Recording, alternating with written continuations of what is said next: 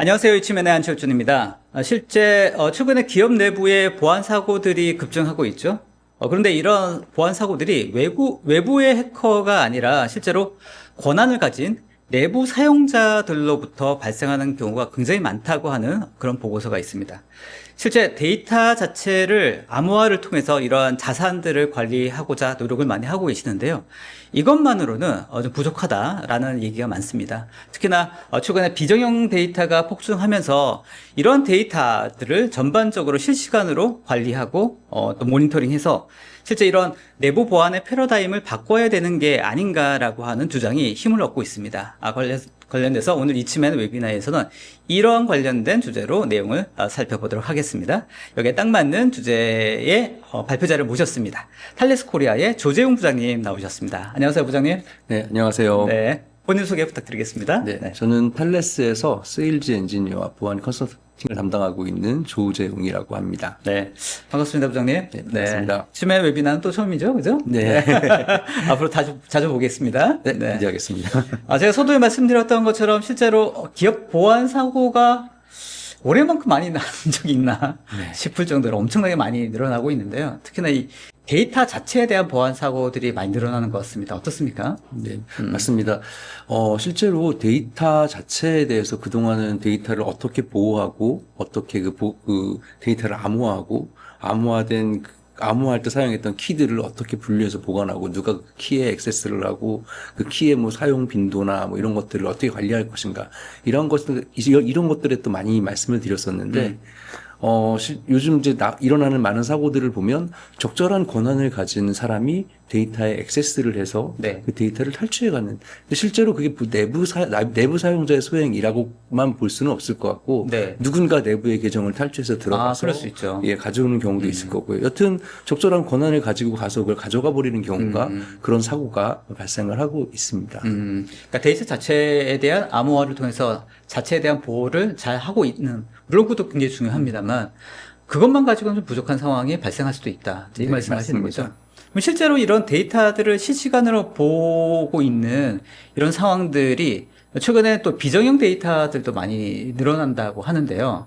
관련이 있을까요? 어떻습니까? 네, 맞습니다. 그 비정형 데이터가 어떤 비정형 데이터라고 하면은 정형 데이터 말고 비정형 데이터. 그러니까 우리가 얘기하는 뭐 파일들은 다 비정형 데이터. 맞습니다. 정형 데이터는 데이터베이스에 이게 데이터화해서 만들어 놓은 이걸 정형 데이터라고 한다면 비정형 데이터는 그것뿐만 아니라 모든 파일에 들어가 있는 데이터들을 말합니다. 예를 들어서 어떤 그 계약서의 사진 파일이라든지 아니면 녹취록의 음성 파일이라든지 아니면 어떤 동영상 파일이라든지 뭐 그것뿐만 아니라 누가 만들어 놓은 그래픽 파일이나 아니면 무슨 설계 도면 이런 것들도 비정형 데이터에 들어갈 수가 있습니다. 맞습니다.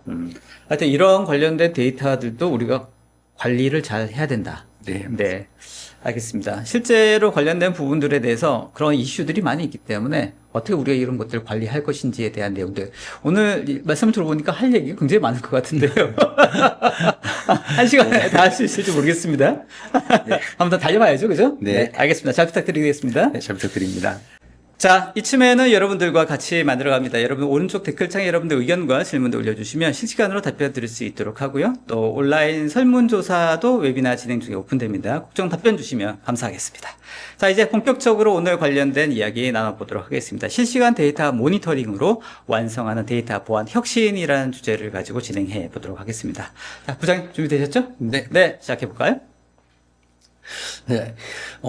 앞서 서두에 말씀하신 것처럼, 그동안 이제 데이터 보안이라는 것이 데이터 자체를 어떻게 암호화하고, 어떻게 잘, 나가지 않도록 잘 보호할 것인가. 요걸 나가더라도 어떻게 풀어서 상대방이 그 데이터의 정보에 접근하지 못하게 할 것인가를 초점을 많이 맞췄었는데, 근데 이걸 적절한 권한을 가진 사용자가 거기에 접근을 해서 데이터를 딱 취득을 해버리면 이 사용자가 악의적인 마음을 가지고 마구마구 데이터를 수집해서 이 데이터를 악의적으로 사용하게 된다면 그것도 데이터 유출이 될 수 있거든요. 맞아. 그래서 그런 사고들을 방지해야 된다라는 것들이 이제 오늘 보여드릴 그 내용들의 그 핵심 주제가 될 텐데 제가 이걸 이 내용을 준비를 하면서 그러면 우리가 어떤 사고들이 그동안 있었는지 한번 말씀을 드리면 참 좋겠다라고 생각을 해서 올해 일어났던 사고들을 한번 쭉 어떤 게 있을까 좀 어떤 걸 소개해드리면 좋을까 하고 봤어요. 네. 근데 너무 많아요. 네. 너무 많아서 어떤 걸 고르지 하고 이제 너무 많아서 고르기 힘드셨다. 네, 너무 많아서 어떤 걸 소개시켜드려야 될까 고민을 하다가 그래도 가장 최근에 걸 보여드리면 좋을 것 같아서 가장 최근에 있던 걸 좀 가지고 왔습니다. 좋습니다. 네, 그래서 정상 로그인이 되어서 특정 데이터를 탈취했던 사건입니다. 이게 국내 대형 이커머스의 사고였고요. 지금 11월 초에 발생을 했어요. 네. 11월 초에 발생을 했고, 여기 보시면 이게 그 국회에서 나왔던 요 리포트에 이렇게 사고 발생 시간이 11월 6일 18시. 이거 화면 크게 좀 볼까요? 네, 좋습니다. 그리고 사고 인지 시점이 11월 18일. 네. 그래서 12일 차이가 나죠. 그러네요. 네, 실제로 이게 유출 사고가 난 다음에 사건에 대한 이제 인지까지 약 12일이 걸렸어요. 그러네요. 유출된지 모르고 있던 거예요. 네, 그러네요. 네, 그래서 이때 유출된 내용들이 고객 약 4,500명의 이름이나 이메일, 배송 주소, 최근 주문 이력 이런 것들이 유출이 됐다고 하는데 어느 정도 피해가 될지는 아직은 이제 최근 사건이니까 피해 규모가 어느 정도 될지는 이제 좀 추측을 해봐야 되겠지만 유사한 사고가 2023년도에도 있었는데 그때는 과징금을 15억 정도를 받았습니다. 뭐 아주 큰 금액은 아니라고 할 수는 있겠지만 하여튼 그것 때문에 기업 평판도 안 좋아지는 거고요. 그렇죠. 그러니까 사실 이제 과징금도 과징금이지만 실제로 저런 사용자들에 대한 어떤 불안감, 그렇죠. 네, 기업의 어떤 신뢰성 이게 굉장히 크리티컬해서 말이죠. 맞습니다. 네, 그래서 그때 기업 평판이나 어떤지 거기에 대해서 유출에 대한 운영 방식도 바꿔야 될 거고요. 또 법적인 조치 이런 것들을 하려고 하면 기업으로서는 굉장히 많은 투자도 일어나야 되고. 그러니까요. 보안 담당자 입장에서 얼마나 진짜 정신 없겠습니까? 얼마나 가슴이 뛰지. 그러니까요. 근데 실제로 말씀하셨던 것처럼 저렇게 실제로 사고가 발생한 이후에 12일이라고 하셨나요? 네. 그러니까 오랫동안 이게 유출된지도 모르는 이게 사실 좀 더 큰 문제이지 않을까? 그렇죠. 싶은 생각이 드는. 분명히 이제 어딘가에서는 뭐가 좀 이상한데라고 아는 사람도 있었을 거고요. 아니면 모르고 지나갈 수도 있었을 거고요. 어떤 적절한 이제 그 관리를 하다 보니까 이런 포인트가 이상해졌네라고 해서 보게 되면 이렇게 유출되는 것들이 발견이 될 텐데 그리고 실제로 누가 어떤 시점에서 어떤 부분에서 유출했는지 추적하는 데 시간이 많이 걸리고요. 이제 그런 것들 때문에 이런 것들이 빨리 모니터링이 되고 그렇죠. 데이터가 빨리 그 데이터가 적절하지 않게 사용되고 있고 누군가 데이터에 잘못 접근하려고 하고 있는 것들이 빨리 모니터링이 됐다면 빠른 시간 안에 이것들을 알람을 띄우고 그 피해를 최소화할 수 있었을 텐데 좀 이런 것들은 이제 다 벌어지고 난 다음에 한참 후에 모니터링이 되고 이거 큰일 났네 이렇게 되는 거예요. 사고 자체를 막기가 어렵다고 한다 하더라도 그 사실은 이제 아무리 보안을 잘한다 하더라도 그런 공격 자체를 막을 수는 없으니까 쉽지 맞습니다. 않으니까 발생했을 때 얼마나 빨리 이거를 모니터링하고 발견해서 빨리 조처를 할 수 있느냐. 그래서 어떤 피해 범위를 최소화할 수 있느냐. 이게 관건일 것 같거든요. 네. 특히나 또 이제 보다 보면 데이터가 유출되고 분명히 그 누군가가 우리 데이터를 가져가고 있는 것들을 아는 경우가 있어요. 네. 있는데 막지를 못합니다. 어디서 쓰는지를 모르는 거예요. 그래서 이걸 누가 데이터를 가져가고 있고 누가 이 데이터를 어디에서 누가 어떻게 사용하고 있는지 몰라서 데이터가 새는 건 알고 있는데 그걸 막지 못하고 있는 경우도 조사하다 보니까 나오고 있습니다. 알겠습니다. 그래서 데이터 자체의 흐름, 데이터 자체가 어떻게 관리되고 있는지를 실시간으로 확인하는 게 굉장히 중요하다. 이 말씀을 하시는 거죠? 맞습니다. 알겠습니다. 어떤 기업인지는 잘 모르겠습니다.만 탈레스를 미리 적용하셨다면 많이 좋아지지 않았을까? 안타깝습니다.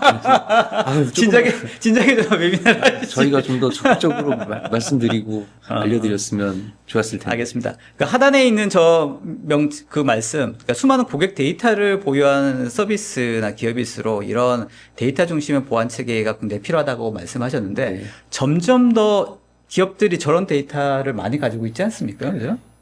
이제 저희 같은 회사가 이제 데이터를 보호해야 됩니다라고 이제 계속 뭐 10여 년 동안 계속 이제 하고 거기에 대한 솔루션도 내놓고 해서 기업들이 많이 도입도 하시고 적용을 하고 있음에도 불구하고 데이터가 늘어나는 속도는 거의 폭발적입니다. 그렇죠. 지금은 예전에 데이터베이스에 이만큼 우리 회사에 있는 데이터 센터, 우리 전산실에 이렇게 모아놓던 데이터가 아니라 이제는 뭐 이쪽 클라우드, 저쪽 클라우드, 멀티 클라우드 그렇죠. 환경에 그렇죠. 여러 가지 마이크로 서비스에서 돌아다니는 서비스들. 뭐 이건 지금은 이제 종잡을 수 없을 정도로 이제 데이터의 양이 증가하기 때문에 그것들을 체계적으로 관리하는 것뿐만 아니라 그동안에 가지고 있던 그 데이터 관리 방식을 벗어나서 다른 방식을 시도해 봐야 될 때가 아닌가 알겠습니다. 합니다. 중요한 포인트인데, 그러니까 데이터 자체가 늘어나는 것도 늘어나는 거지만, 이런 그 데이터를 관리하고 저장하는 이 인프라 환경 자체도 워낙 복잡해져서, 네. 말 그대로 이가 어디 있는지 네. 파악하기 어려워지는 점점 더 어려워지는 그런 상황이 되는 것 같습니다. 예전에도 저희가 탈레스에서 해마다 데이터 위협 보고서를 발간을 합니다. 아, 그러세요? 네. 전 세계 3천여 명의 기업 CEO나 실무 관계, 실무 담당자들이 설문을 해서 나오는데 그때 빠지지 않는 질문 중에 하나가 귀하께서는 귀하 회사의 자산이 어디에 저장되어 있는지 알고 계십니까? 네. 이거 질문들을 해요. 뜨끔하시죠. 그러면 그래도 많이 올라갔어요. 많이 예전보다는 올라갔어요? 많이 올라서 우리가 민감 데이터가 어디 저장되는지 네네네. 대충은 알고 있습니다라는 네. 분들이 꽤 많이 늘어났습니다. 그럼에도 아직도 많이 모르고 계시고요. 네, 알겠습니다. 일단 관련된 여러 가지 사건과 사고를 베이스로 했을 때, 데이터 관리가 이렇게 중요해졌구나라는 부분들에 대해서는 오늘 웨비나 들어오신 분들 아마 다 동감하실 것 같습니다. 네. 자, 넘어가 볼까요? 네. 그래서 좀 전에 말씀드린 것처럼 과거에는 데이터를 이렇게 관리했습니다. 과거라고 되어 있는 표에 보시면 이쪽에 보시면 온프라미스 데이터 스토어의 데이터베이스를 이렇게 예쁘게 관리를 했어요. 네. 그래서 사용자도 예쁩니다. DBA 하나가 딱 있으면 돼요. 네. 그러면 여기에 이 와중에도 데이터 유출 사고가 일어날 수 있습니다. 하지만 네. 이렇게 관리를 하게 되면 DBA가 딱 틀어잡고 있으면 여기 데이터 유출은 쉽게 일어나지는 않죠.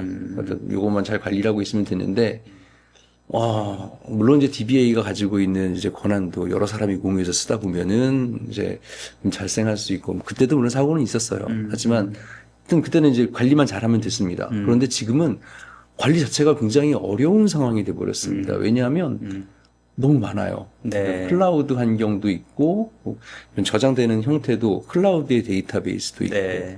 아니면 우리가 클라우드 환경에다가 내 데이터베이스 올려서 사용하는 것도 네. 있고. 부장님 일부러 클라우드 복잡하게 중앙- 그리신 건 아니죠? 조금 복잡하게 그리고 싶어요. 일부러 좀 복잡하게 그리는 것도 있긴 한데, 그래서 제가 의도했던 것보다 훨씬 더 복잡하게. 네, 실제로 그런데 아마 공감하실 것 같습니다. 얼마나 맞습니다. 복잡하게 우리가 지금 데이터들이 관리가 되고 있는지. 네, 더군다나 이제 최근에 AI도 폭발적으로 늘어나고 있죠. 그래서 AI 환경이 되면 이제 빅데이터라든지 이제 머신러닝에 그러게요. 필요한 이런 데이터들이 네.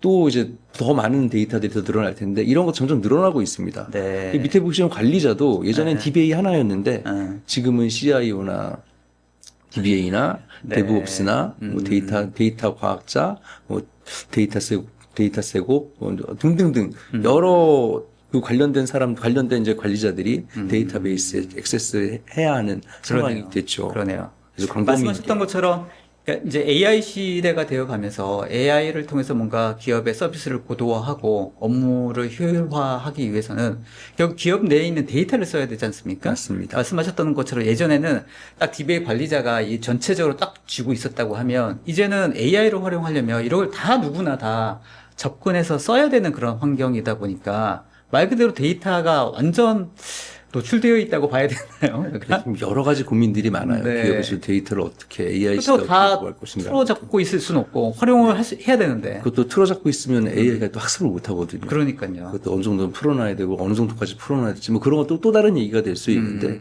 여튼 데이터의 활용도는 점점 높아가고 있고 그리고 활용해야 되는 데이터들은 계속 늘어나고 있는 상황인 거죠. 알겠습니다. 계속 문제점만 얘기하니까 암울해지는 거 아닙니까? 그러나 늘 문제점 뒤에는 해결책을 마련하고자 하는 많은 노력들이 있습니다. 알겠습니다. 조만간 해결책을 말씀해 주시기를. 네. 네. 그래서 네. 이런 데이터 전통적인 방식으로 이런 복잡해진 데이터들을 데이터베이스의 데이터들을 관리를 하려면 특히나 이제 이 데이터를 가지고 누가 접근을 했고 뭘 했고 어떻게 했는지 이런 것들을 하려면 누군가 그 데이터베이스를 굉장히 잘 알고 있고 거기에 대해서 익숙한 전문가가 이런 쿼리를 만들어서 이건 이제 그 감사 리포트 생성 시 사용되는 어떤 쿼리의 일종인데요. 누가 접근했는지, 뭐 했는지 이런 것들을 하는 쿼리문을 작성을 해야 합니다. 필요에 따라서 이런 쿼리문들을 굉장히 많이 작성을 해야 되고 또 여기에 나온 산출물들을 분석을 해서 이게 뭘 의미합니다. 이런 것들을 다 설명을 해야 되는데 아까 앞서서 보여드렸던 그 많은 그 데이터베이스에 접근하는 사람들이 그런 것들을 전부 다 할 수는 없을 거예요. 그것도 요즘 이제 SQL을 굉장히 잘 알아서 이렇게 다루는 사람도 많지 않을 거고요. 거기 관리자 중에는.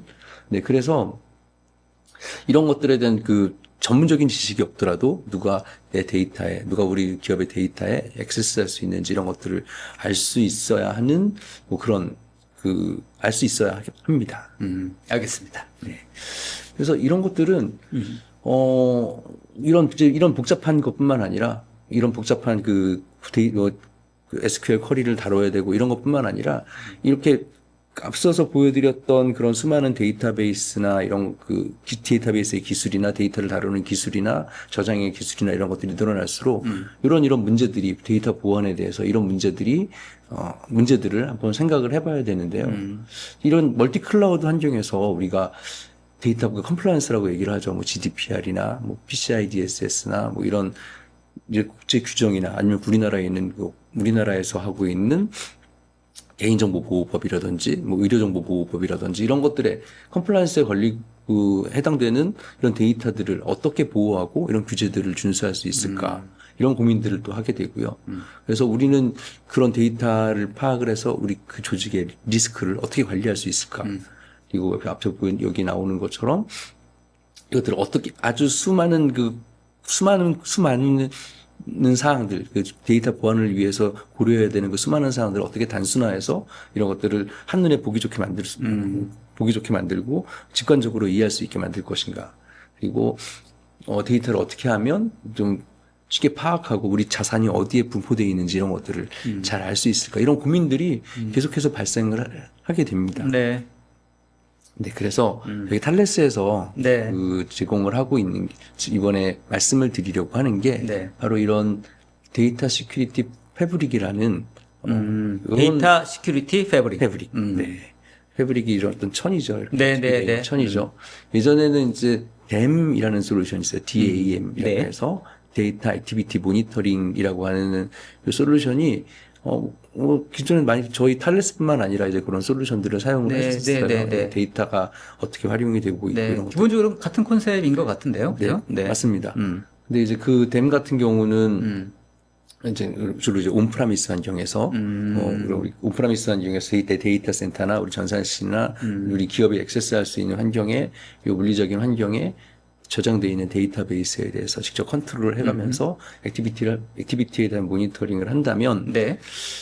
지금 앞서서 우리 아까 얘기했던 게 이제 멀티 클라우드 환경에 대한 얘기도 했었고요. 네. 우리가 기존에 사용하지 않는 환경에서의 데이터가 저장되는 그런 환경도 있어요. 네.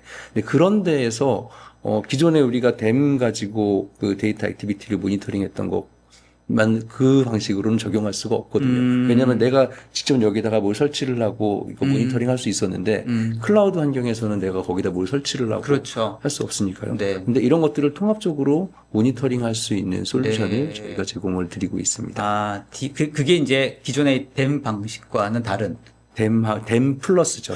댐 플러스라고 보시겠네요. 클라우드, 네. 일종의 댐 플러스라고 보시면 될 것 같습니다. 데이터 시큐리티 패브릭. 네. DSF죠. 죠. 네, 알겠습니다. 얘는 DSF는 어떤 모니터링을 하면서 이제 기존에 있던 이제 CM 솔루션이나 SOA 솔루션 같은 것들과 이제 연동을 해서 실제로 데이터들을 통제하기도 하고 저희 탈레스 솔루션과 연동을 하면서 데이터를 암호화하기도 하고 하는 것들을 함께 할 수가 있습니다. 암호화뿐만 아니라 관리, 모니터링까지 다 할 수 있는 솔루션이다. 네, 이렇게 볼 수 맞습니다. 있겠네요. 근데 실제로 저희가 데이터베이스에 데이터가 저장이 됐을 때 그 데이터를 찾는 것도 중요하지만 요즘은 데이터베이스가 어디 있는지 찾는 것도 굉장히 중요합니다. 너무 많아요. 내가 우리 회사에 데이터베이스를 누가 만들어놨는데 네. 어디서 만들어놨는지 모르겠어요. 누가 쓰고 있는지도 모르겠어요. 이게 네. 정말 우리가 써도 되는 건지도 모르겠고 접근할 수 있는 데이터베이스가 우리 회사에서 쓰는 요 IP 레인지 안에서 어디에 데이터베이스가 있는지 그리고 그 데이터베이스 안에 민감 정보들이 어떻게 숨어 있는지 이런 것들을 서칭할 수 있는 디스커버리를 하고 거기에 대한 민감 데이터들을 관리할 수 있는 이런 네. 것들이 하나의 커버리지가 될 수 있을 것 같고요. 네. 최초의 솔루션입니까? 여기서 멀티클라우드 환경, 엔터프라이즈의 멀티클라우드 환경에서 데이터를 서칭할 수 있는 최초의 솔루션이라고 가히 말씀드릴 수 있겠습니다. 알겠습니다. 네. 빨간색으로 딱 하시지 그러셨습니까? 최초의 솔루션. 그러게요, 빨간색. 제가 좀 색이 좀 제가 센스가 부족해요. 아무튼 이제 오늘 웨비나 들어오신 분들도 아마 공감하실 게 데이터 관리 잘 해야겠다. 근데 이제 기존에 온프레미스라든지 딱 주어진 어떤 환경에서의 데이터 관리는 나름대로 열심히 할 수 있는 그런 플로우가 있거나 아니면 프로세스가 있거나 시스템이 있을 수 있으나 최근에 이렇게 멀티 클라우드 환경이 점점점 확대되어 가는 환경에서 어떻게 일괄적으로 아까 말씀하셨던 그러니까 컴플라이언스를 일정하게 또 유지해 가면서 데이터들을 관리할 것인가가 진짜 큰 미션일 것 같은데. 네, 맞습니다. 이걸 전반적으로 관리할 수 있는 어떤 통합 솔루션이 필요하겠다. 네, 그런 맞습니다. 차원에서 지금 DSF가 일단 최초의 솔루션이다. 이걸 말씀하시는 거죠? 맞습니다. 그래서 이런 데이터베이스들이 막 여러 개 천지돼 있을 때 이거를 다 일일이 검색하면 이게 막 데이터베이스 1000개, 몇천 개 됐을 때는 네. 길게는 먼스 단위로, 달 단위로 그 계산을 해야 되는 경우도 생기는데, 네. 그리고 저희가 간소화해서 이 DSF를 활용을 하게 되면 네. 수분 내에, 몇 분 내에 쭉 여기에 있는 데이터베이스를 전부 다 서칭을 할 수 있고, 그 안에 민감 데이터가 어떻게 들어가 있고 하는 것들을 아주 손쉽게 찾아낼 수가 있는 거죠. 일단 한번 최초에는 전반적인 데이터의 분석 혹은 관리, 분포가 그러니까 데이터 자체를 일단 한번 서칭을 쫙 해서 어떻게 분포되어 있는지를 예를 들면 뭐 인덱싱 작업 이런 것들도 필요한 거 아니겠습니까? 그죠? 그런 것도 이제 그 정책에 설정해 놓은 정책에 네, 따라서 네. 내가 예를 들어서 GDPR에 있는 데이터를 체크를 해야겠다. 내지는 아니면 그 개인정보보호법에 있는 데이터를 체크를 해야겠다. 또 설정을 해 놓으면 거기에 맞는 데이터들을 쭉 서칭을 할 수가 있습니다. 알겠습니다. 쫙 훑어서 스캔을 해서 관련된 데이터 인덱싱이나 관련된 것들을 다 이제 표시를 하고, 네. 그 다음부터는 이제 해당되는 것들을 관리를 하면서 얘 데이터에 누가 접속하는지, 네. 어떻게 접속하고 있는지를 뭐 예를 들면 계속 모니터링 할 수 있다. 이렇게 생각하면 되겠네요. 그 부분이 여기 보이는 데이터 리스크 인텔리전스에 대한 내용일 텐데요. 실제로 이제 행위 기반으로 네. 사용자의 행위 기반으로 이 데이터를 어떻게 다루고 있는지를 모니터링을 하게 됩니다. 네. 그래서 내가 누군가 이 사람이 계약자인데 컨트랙터인데 실제 계약직으로 이제 그 데이터를 막 움직이고 있는 사람이 데이터를 다루는 사람인데 이분이 원래는 다루지 말아야 되는 데이터를 갑자기 접근을 하고 있다든지 그렇죠. 아니면 둘이 쉬는 날인데 주말에 갑자기 데이터를 그렇지. 접근을 예를 한다든지 들면, 예. 그러니까 권한이 있는 분이라 하더라도 업무 시간 외에 예. 과도하게 뭐 데이터에 접근한다든지. 아니면 잘 하시던 분이 갑자기 로그인을 10번 정도 틀린다든지 네. 네.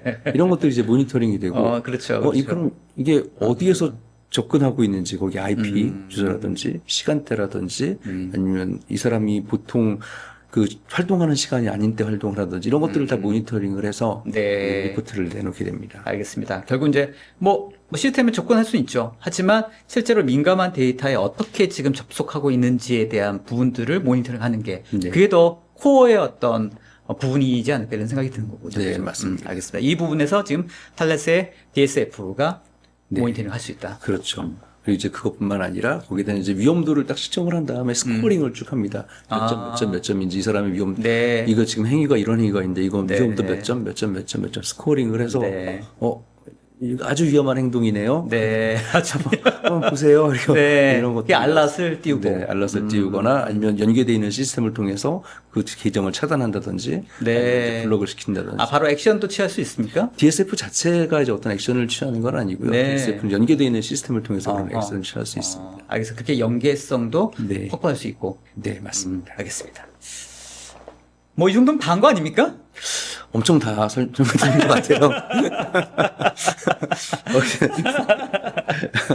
자, 네. 또 볼까요? 네. 네, 그래서 이게 복잡하게 보이면 안 되거든요. 네. 근데 복잡할 수밖에 없어요. 여기도 보시면 이제 뭐가 그래프가 나오고 있는데 이런 것들은 여기 가운데 저희- 있는 게 하나의 어떤 대시보드라고 볼 수 네, 있을까요? 대시보드입니다. 여기 화면 좀 대시보드 크게 좀 볼까요? 이 대시보드를 보시면 여기에 지금 잘 안 여기 보면 우리 뭐 에너지 1등급, 2등급 표시하는 것 같은 요런 것 내용들을 나타낼 수도 있고요. 어느 그 데이터에 대해서 얼마나 스캔이 됐는지, 아니면 스캔되지 않은 데이터가 얼마나 됐는지 이런 것들에 대한 표시도 나올 수 가운데 있고. 여기도 점수가 나오죠. 650점. 네, 뭐 이건 뭐 작으니까 일단 네, 네, 이런 것들 볼 수 있고. 그러니까 상태 지표, 행동 지표라고 좌우에 되어 있는 이제 이런 내용들을 이 대시보드에서 다 볼 수 있다. 말했지 보면 사용자에 대한 어떤 이 사용자가 이상해요라는 것들을 얼른도 볼 수가 있게 됩니다. 알겠습니다. 네. 지금까지는 이렇게 해서 데이터베이스에 대해서 말씀을 드렸어요. 데이터베이스에 이렇게 액세스해서 활동하는 사람들을 우리가 이렇게 좀 의심해 봐야 되지 않겠어요? 라고 하는 것들을 말씀을 드렸고요. 네. 이제 아까 그 서두에서 잠깐 말씀해 주신 것처럼 우리가 파일에 대한 것, 데이터베이스뿐만 아니라 비정형 데이터에 대해서도 저희가 말씀을 드렸잖아요. 맞습니다. 그래서 비정형 데이터에 대한 것도 한번 더 고민을 해봐야 되는데 비정형 데이터가 굉장히 급속하게 성장을 하고 많이 네. 그 분포가 되고 있습니다. 연간 한 55에서 65% 정도 이제 증가하고 있다고 그래서 답변이 받았는데 이렇게 되면은 전통적인 도구들로 우리가 데이터베이스를 모니터링하고 데이터베이스에 대한 어떤 데이터베이스를 통제하고 하는 이런 솔루션들을 가지고는 요 어떤 사진 파일이나 이미지 파일이나 뭐 녹취 파일이나 이런 데 들어가 있는 그런 민감 데이터나 이런 것들을 통제할 수가 어렵게 되죠. 네, 그렇죠. 그래서 우리가 기업의 80% 정도가 비정형 데이터라고 해요. 많죠. 기업이 가지고 있는 데이터의 80% 정도가 80% 정도가요. 비정형 데이터다. 네. 물론 이제 기업 이건 아마 단순 파일 사이즈만 가지고 얘기하는 걸 수도 있어요. 하지만 여튼 그만큼 데이터는 비정형 데이터가 많이 다루어지고 있고 기업에서 많이 활용되고 있습니다. 그래서 비정형 데이터가 이제 모니터링이 힘들다 보니까 여기에 대한 정보 유출이 일어날 수도 있죠.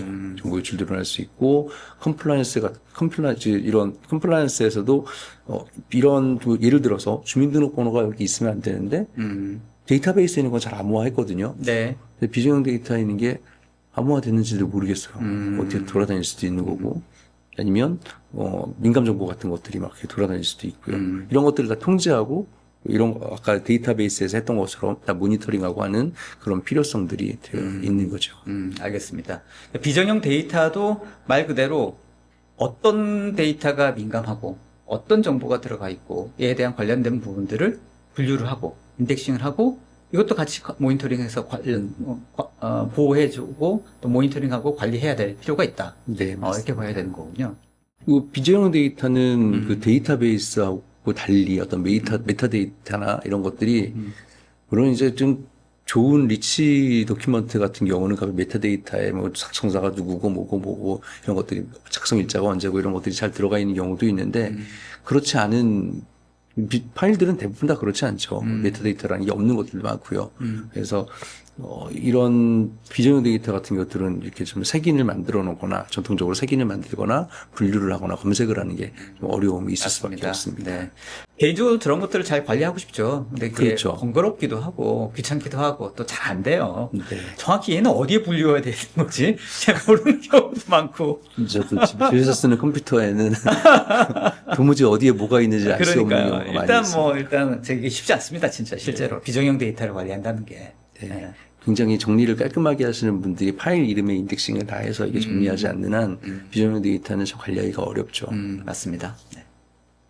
그래서 저희가 아까 앞서서 보여드렸던 데이터 시큐리티 패브릭, DSF뿐만 아니라 저희가 여기 파일 액티비티 모니터링이라고 하는 이제 솔루션을 또 말씀을 드려야 되는데. 알겠습니다. PAM, PAM. 네, PAM입니다. 네네. 그래서 파일 액티비티 모니터링입니다. 뭐 이름에서 딱 직관적으로 알 수 있듯이 이제 비정형 데이터를 어떻게 모니터링하고 이 비정형 데이터의 활동을 어떻게 모니터링하는가 거기에 대한 알겠습니다. 솔루션입니다. 그러니까 앞서 말씀하셨던 그 DSF 같은 경우에는 정형 데이터에 관련된 관리 모니터링 툴 솔루션 플랫폼이라고 하면 지금 이제 비정형 데이터는 PEM이라고 하는 네. 걸로. 두 가지로 나눠져 있는 거네요, 그러면.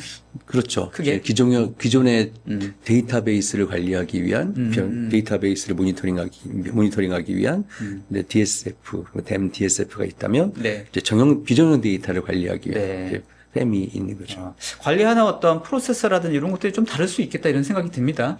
기존에 있는 DSF하고는 약간. 맞습니다. 그래서 일단 비정형 데이터를 모니터링하고 데이터를 서칭하는 것도 이제 하나의 부분이 될 수 있을 거고요. 그 비정형 데이터를 비정형 데이터에 누가 접근하고 있는지, 또 이걸 어떻게 암호화해야 되는지 이런 것도 좀 기존 데이터베이스와는 좀 다른 포인트가 될 수 있을 것 같습니다. 알겠습니다. 정형 데이터 액티비티 모니터링과 비정형 데이터 액티비티 모니터링이 저희가 데이터 패브릭 안에 포함을 시키면서 함께 저희가 솔루션으로 내놓고 있습니다. 그래서 저희 팸에 여기 보시면 이제 팸 아까는 DSF의 대시보드를 잠깐 아주 희미하게 보셨는데, 네, 희미하게.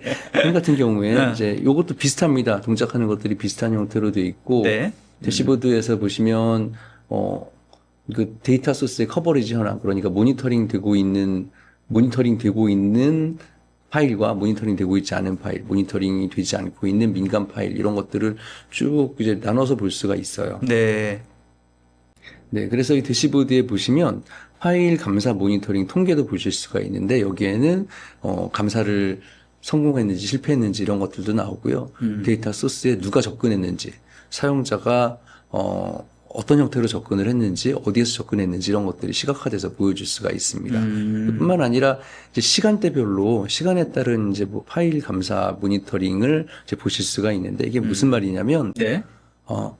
일요일 날 누가 접근했어요. 네. 그러니까 아까 말씀드렸던 뭐 휴일에 접근하거나, 네. 아니면 업무 일과 종료 시간에 접근했다거나 이런 것들이 이제 쭉 분류가 돼서 보여줄 네. 수가 있는 거죠. 알겠습니다. 근데 요 점이 재미있는데 이게 데이터가 저희가 데이터를 저장을 해놓으면 지금은 우리 데이터 센터 하나에 이렇게 저장을 해놓을 수도 있지만 이게 클라우드 어딘가에 저장이 될 수도 있고요. 데이터 센터 1번, 2번, 3번, 4번, 5번, 6번 중에 1, 4, 5, 7에서만 저장이 될 수도 있고요. 네. 이제 지금은 또 이제 우리나라에만 데이터 센터를 두고 있지 않고 해외 지사를 가 있는 경우에 해외에도 또 데이터를 놓고 있는데 이제 그런 것들을 쭉 한번 서칭을 해서 민감한 데이터, 내가 구분해야 되는 민감한 데이터가 어느 나라에 이렇게 있는지, 어디에서, 어느 지역에 분포되어 있는지, 이런 것들도 이렇게 도식화해서 그래픽으로 보여줄 수가.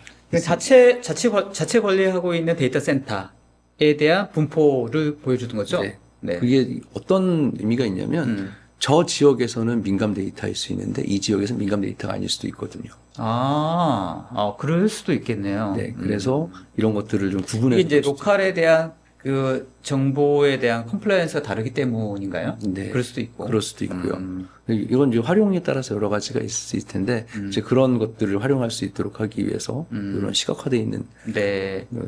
어느 지역에 분포되어 있는지, 이런 것도 시각화될 수 그러면 저렇게 있는 만약에 분산되어 있는 것을 확인했어요. 그러면 그 다음에는 이 관련된 데이터를 어디 일괄적으로 한 곳에 집중해야 되는 그런 프로세스를 해야 된다. 뭐 이런 걸 가르쳐 주는 건가요? 아니면? 그렇지는 않고요. 네. 모아놓는 거, 사실 그 민감 데이터를 모아놓는다기보다는 민감 데이터가 지금 누구에 의해서 접근되고 있는지, 얘가 지금 그리고 암호화되거나 아니면 어떤 보안 조치가 되어 있는지, 이런 그런 것들을 체크해 볼 수가 있죠. 그리고 이것도 이제 모니터링 차원이네요. 모니터링 차원이죠. 그러니까 데이터의 분포가 어떻게 되어 있는지, 실제로 로컬적인 입장에서 실제 위치가 어디에 있는지도 확인할 필요가 있다. 네. 지금 보여드린 대시보드가 뭐 따로따로 있는 게 아니라 쭉 하나의 흐름에 있는 거라서 네. 이것들은 이제 전체적으로 데이터를 모니터링하고 있다 이렇게 보시면 될 것 같습니다. 알겠습니다. 아무튼 각각의 어떤 민감 데이터가 어떤 데이터 센터에 위치하고 있는지 확인하는 것도 필요하겠다. 네. 그러니까 실은 진짜 말 그대로 저런 거를 기존에 있는 방법은 알 수가 없죠, 그죠? 네. 그렇죠. 정말 이제 지금도 제가 PC를 한 3개 정도 쓰고 있는데 네. 어느 정도 어디 PC에 어디 뭐가 들어가 있는지 분이 힘들거든요. 그러니까요. 개인도 버거운데 말이죠. 네. 특히나 이제 애들하고 찍은 사진이나 네. 이 중에는 또 이제 저희가 병원 갔다 와서 제가 이제 의료문서 체크해 놓은 것들이 있어요. 이제 진단서 같은 거 찍어서 보험사에 하려고.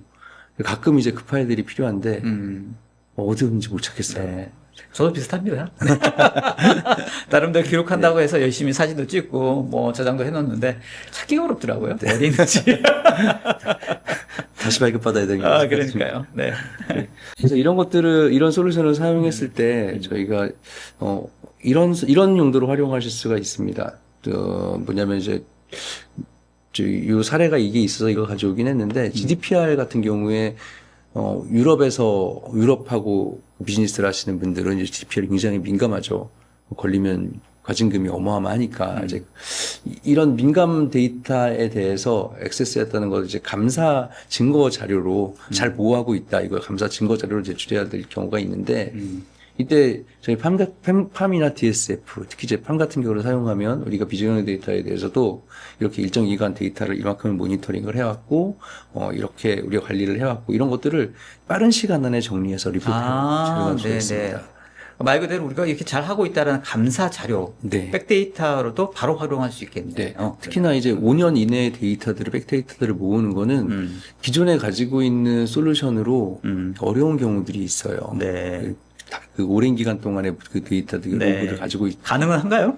네, 가능합니다. 가능합니다. 많은 기업들 뭐 가능한 솔루션도 있는데 안 가능한 것들도 있어서요. 네, 이런 그 장기간의 데이터들을, 장기간의 로그들을 감사로 활용할 수 있도록 하는 이런 사용 사례로도 사용할 수 있습니다. 그러네요. 뭐 국내도 관련된 컴플라이언스를 얼마나 준수했는지를 확인하는 것들도 당연히 필요하겠다. 맞습니다. 네. 그래서 거기에 대한 이제 그런 폴리시들도, 시큐리티 폴리시도 그러니까 예를 들어서 개인정보보호법에 대한 것들이, 데이터 이런 것들이 필요하다. 아니면 앞으로 향후에 새로 나올 어떤 데이터 규제라든지 이런 법안들이 나왔을 때 거기에 들어가 있는 데이터들이 어떤 데이터인지 그 정책으로 세팅을 해놓고 거기에 대한 서칭을 할 수 있도록도 그렇게 활용할 수도 있습니다. 알겠습니다.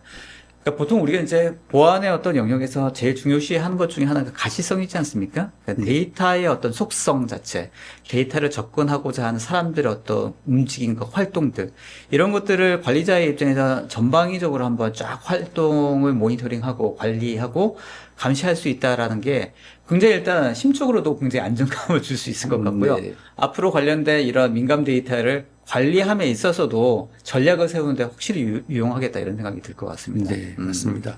그래서 이게 우리가 보통 데이터를 관리할 때 이런 것들이 어디에 분포되어 있는지 모르고 아직도 내가 가지고 있는 내가 보호해야 되는 민감 데이터가 어떤 건지 그 종류조차 모른다면 물론 이제 그렇게도 일은 할 수 있어요. 네. 일은 할 수 있는데 사고가 터지죠. 네, 그렇죠. 사고가 터지고 나면 그걸 수습하기도 힘들고 또 감사가 나왔을 때 이런 GDPR 같은 규제에 대한 것들을 대응을 해야 된다고 할 때 정말 어마어마한 노력을 들이고 어마어마한 비용을 들여서 그것들을 대응할 수밖에 없습니다.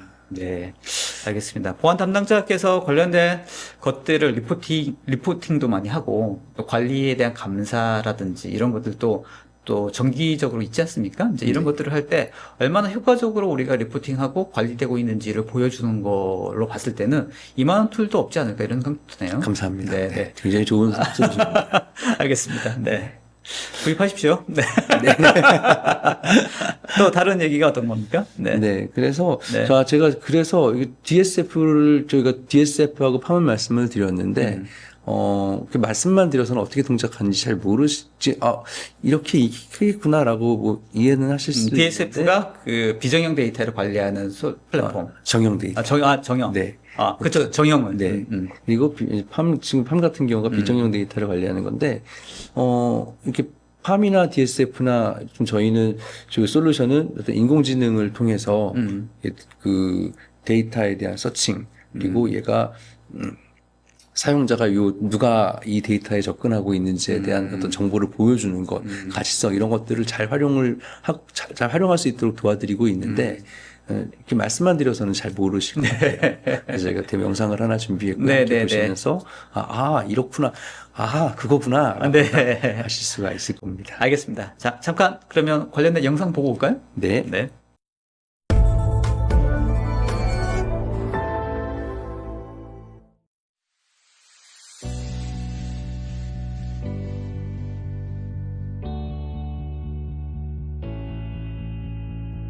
조직 내 민감한 데이터 접근을 분석하는 보안 운영센터 엔지니어로서 관련 중요 작업에 탈레스 생성형 AI 데이터 보안 어시스턴트를 어떻게 활용하는지 시연해 보도록 하겠습니다.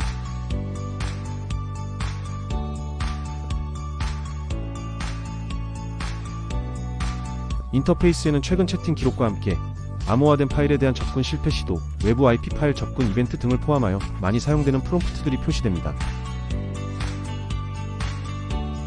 이번 분석에서는 기본적인 질문부터 시작해 보겠습니다. 어떤 분류 기준에 접근했습니까? 분류 프로파일은 히파 민감 데이터, GDPR 민감 데이터, PCI-DSS 데이터 등 다양한 데이터 보호 표준을 포함합니다. 탈레스 FAM은 이러한 프로파일별로 설정한 기준에 따라 민감 정보를 자동으로 분류합니다. 데이터 보안 어시스턴트가 쿼리를 처리하여 조직 내 사용자들이 접근한 17개의 분류 체계를 보여주고 있습니다. 사용자 활동 패턴을 더 자세히 알아보기 위해 후속 질문을 이어보겠습니다. 각 분류 프로필별로 몇 명의 사용자가 접근했습니까? 시스템이 요청을 분석해서 적절한 데이터베이스 쿼리를 만듭니다. 결과를 보면 각 분류 기준 내에서 한두 명의 사용자가 민감한 파일에 접근했음을 알 수 있습니다. 결과에는 분류 기준별 고유 사용자 수를 보여주는 요약 데이터와 함께 이런 결과를 얻기 위해 실행된 정확한 데이터베이스 명령어까지 상세하게 보여주고 있습니다.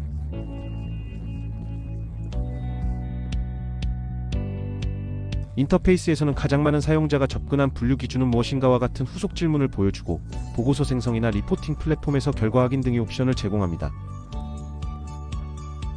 히파 데이터 관련해서 질문을 해보겠습니다. 히파 민감 데이터에 누가 접근했습니까?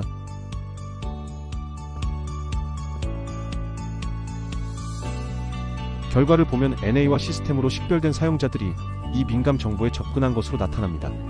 시스템 사용자의 활동을 더 자세히 알아보기 위해 추가 질의해 보겠습니다. 시스템이 접근한 파일은 무엇입니까? 시스템 사용자가 접속한 히파 민감 데이터가 포함된 7개 파일이 보여지고 데이터 보안 어시스턴트가 여러 분석 방향을 제시합니다. 시스템이 히파 민감 데이터에 대해 어떤 구체적인 작업을 수행했습니까? 시스템이 히파 민감 데이터에 얼마나 자주 접속합니까? 시스템 내 히파 데이터 접근에 비정상적인 패턴이 있습니까?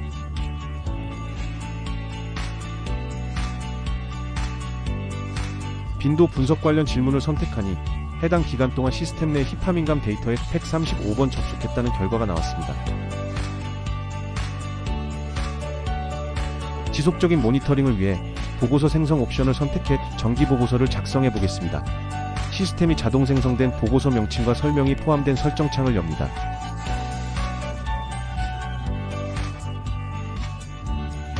반복 일정을 설정할 수 있는데 매주 월요일 자정으로 설정하거나 데이터 저장이나 PDF, CSV 등 다양한 형식의 이메일 배포 옵션 중에서 전송 방법을 선택할 수 있습니다. 이메일 설정에서는 템플릿, 제목, 수신자 목록을 맞춤 설정할 수 있고 관련 담당자들이 적시에 보안 인텔리전스를 받을 수 있도록 보장합니다.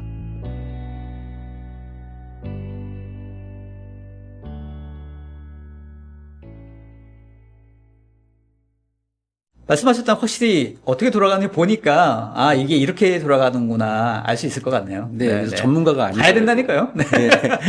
좋은 세상이죠. 지금은 이제 팸에 대한 영상을 잠깐 본 것 같습니다. 실제로 뭐 쿼리 날린 거, 쿼리문을 뭐 작성할 필요 없이 네. 우리가 보통 이제 AI에 프롬프트 쓰는 것처럼 간단하게 이제 일반적인 용어로 프롬프트 쓰면 바로 누가 사용했는지에 관련된 데이터도 바로바로 확인할 수 있고. 네, 바로바로 피드백을 받을 수 있고, 또 추가적으로, 거기에 추가적으로 어떤 질문을 해야 되는지도 예상 질문으로 쭉 나오니까, 네. 이제 그런 것들도 추가적으로 확인해야 되는 것도 아이디어도 얻을 수 있고요. 네, 알겠습니다. 그리고 분류도 자동화해서 한번 쫙 보여주는 것 같더라고요. 네, 맞습니다. 그래서 어떤 데이터를 우리가 보호하고 있는지, 어떤 규제, 어떤 컴플라이언스에 적용되어 있는 데이터를 우리가 서칭하고 있는지 이런 것들도, 내가 뭘 설정했지? 라고 물어보면 쭉 나오게 되죠. 그 분류도 회사마다 어떤 분류의 기준이나 뭐 이런 것들도 약간 다르게 관리할 수도 있지 않습니까? 네, 맞습니다. 이런 것도 관리할 수 있나요? 네, 맞습니다. 그래서 보안 정책을 설정을 해 놓으면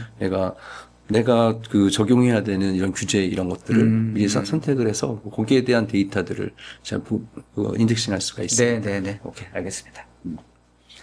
자, 남아있는 슬라이드가 또 있으시죠? 네. 네, 한 장이 요즘 마무리를 할 수 네, 있는 네, 슬라이드고요. 이게 요게 좀 전에 보여드렸던 파일 액티비티 모니터링이 왼쪽에 있고 데이터 DSF 다음엔 DSF 동작하는 것도 보여주십시오. 한번 좀 보여드리고 싶어요. DSF도 굉장히 재미있게 네, 동작을 합니다. 네, 네, 네. 그래서 이런 것들이 이렇게 나눠져 있고 팜 같은 경우엔 다양한 데이터 소스의 커버리지를 이제 보여줄 수도 있고 즉시 활용 가능한 어떤 파일이 이제 보호되고 있고 안 됐는지 이런 것들도 눈으로 확실하게 볼 수가 있고요. 감사 모니터링 통계라든지 아니면 시간 빈도에 따라서 누가 액세스할 수 있고 액세스하고 있고 접근하고 있는지에 대한 이런 것도 볼 수가 있고 다양한 정보들을 이제 리포팅해서 볼 수가 있습니다. 알겠습니다. 마찬가지로 DSF 저희가 데이터 리스크 인텔리전스라고 따로 이렇게 빼놨는데 네. 이게 뭐냐면 제가 네. 말씀을 패브릭이 아니라 인텔리전스라고 또 네, 표현하셨네요. DSF의 하나의 그 연동 기능이라고 보시면 돼요. 그래서 기존의 댐처럼 파일 액티비티를 모니터링하고 이런 리포트를 작성해주고 하는 것뿐만 아니라 여기 데이터에 대한 위험도를 아까 말씀드렸던 스코어링하고 네. 거기 좀 위험해요. 이게 데이터베이스에서 나오고는 어떤 위험도 우리가 알 수 없는 이상한 언어로 되어 있는 딱 보고 전문가가 보면 이거 위험해라고 이렇게 보여주는 거 말고 사람이 하는 언어로 위험해요라고 하는 이 언어로 이 언어로 표시되어 있는 이런 것들 리포트를 작성을 해줍니다. 네. 그런 것들이 즉시 즉각적으로 반응할 수 있고 즉각적으로 볼 수 있고 바로바로 확인할 수 있는 이런 리포트들을 작성해 줄 수 있는 이런 솔루션입니다. 알겠습니다. 아무튼 오늘 웨비나를 통해서 딱 두 단어는 꼭 기억하셔야겠습니다. DSF. 네. 그다음에 PAM, PAM. 네. 네. 요거는 꼭 기억하셔라. 네. 기억하기 쉽습니다. 6글자 넘게 되지 않습니다. 자, 흥미롭게 웨비나 관련된 발표 자료는 여기까지 준비 다 되신 거죠? 네. 네. 그래도 얼추 그래도 1시간 내에 그래도 빨리 달려왔습니다. 사실은 보여드리고 싶은 데이터가 굉장히 그러니까요. 많은데 그럴 것 같은데요. 이걸 어떻게 추격할지도 참 고민이 네. 많이 됐어요. 실제 지금 아까 말씀하신 데모 FM 관련된 데모 잠깐 봤습니다만 실제 담당자분도 어떻게 돌아가는지 한번 보고 싶을 것 같거든요. 이런 것들을 잠깐 경험하거나 할 수 있는 어떤 방법들이 있습니까? 저희 사이트에서 탈레스 사이트에서 데모 신청을 하시거나 네, 탈레스에서요. 네. 저희 쪽에 연락을 주시면 네. 저희가 예쁘게 한번 보여드리겠습니다. 알겠습니다. 롤텍 쪽에다 연락 주셔도 네, 되고, 물론 탈레스 네. 직접 연락 주셔도 좋을 것 같고, 실제 이제 POC라든지 이런 작업들이 필요할 것 같아요. 네네. 근데 이제 본인들이 지금 관리하고 있는 데이터의 스코업이 굉장히 다양할 수도 있고, 또 우리는 여기만 필요할 수 있고, 다양한 어떤 니즈들과 또 활용 사례들이 있지 않습니까? 네. 이런 부분들에서 예를 들면 우리가 POC라든지 이런 것들을 한번 요청하겠다. 그럼 미리 좀 담당자들이 좀 준비해야 될 부분들이 뭐가 있나요? 일단 연락을 주시고요.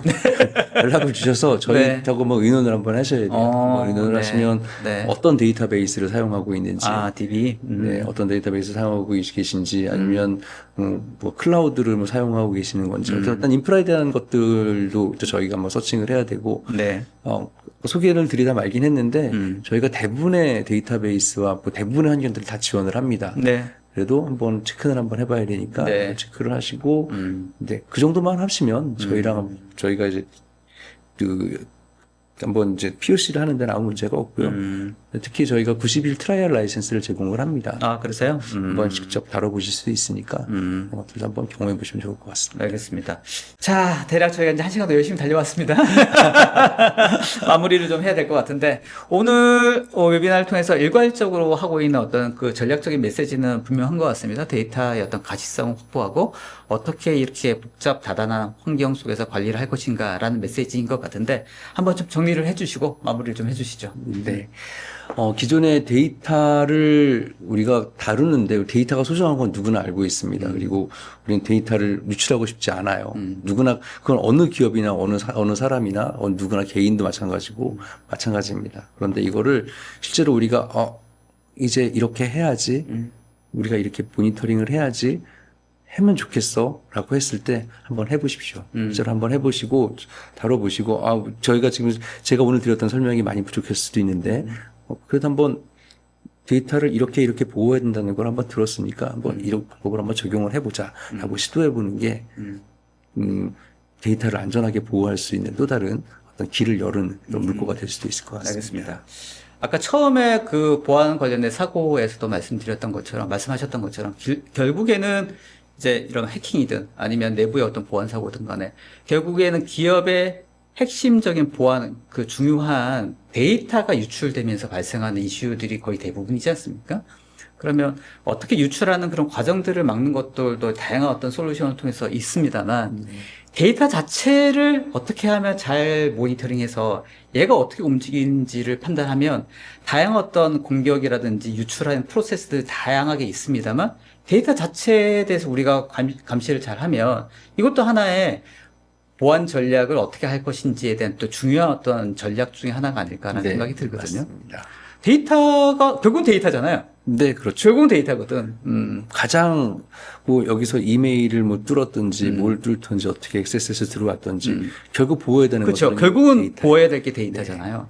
그래서 이 데이터를 잘 보호하시려면 네. 어떤 방법들을 사용해야 되는지 그렇죠. 많이 고민을 해보시고 맞습니다. 또 그러다 보면 결국엔 아 내가 얘를 잘 보고 있어야겠구나 이런 네. 결론을 내릴 수 있을 것 같습니다. 그렇죠. 뭐 예를 들면 뚫렸다 하더라도 결국에는 그 데이터가 어떻게 누가 접속하고 어떻게 컨택하고 있는지만 확인할 수 있으면 또 그 이중에 또 보완이 될 수 있어요. 누가 이렇게 가져가려고 할 때 손 딱 치면서 가져가지 마 해야 되거든요.